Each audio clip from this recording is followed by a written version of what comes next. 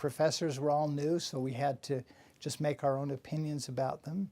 And because they had risked their careers to come, I think they really put their hearts into it.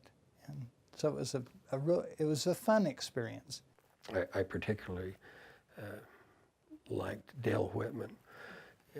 He was the property law professor, but he would, when he would have you reciting a case and have you standing up there, you would state your position on something, and he would say, "Surely you don't believe that." And when he said it, there was just kind of, you knew it was an educational opportunity, that it was not personal, that he loved you. I mean, he'd see you in the hall and slap you on the back and all that sort of thing, but you could have strong interchange in those reciting of the cases and still have a good feeling about it.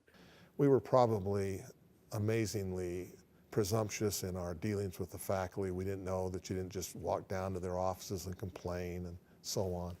We did that.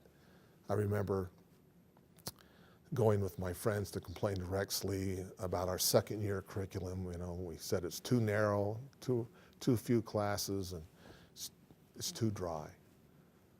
The classes are all boring. He says, "Well, let me work on it." He calls us back and he says, "I think I've fixed your problem, Mr. Warner." I said, "What's that?"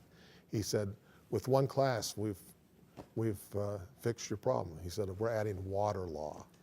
He says, "It's no longer so narrow and it's certainly not dry." But we had those kinds of interactions. I mean, you know, we could joke with them, we could talk to them. There was a camaraderie and a collegiality and a friendship that was very tight.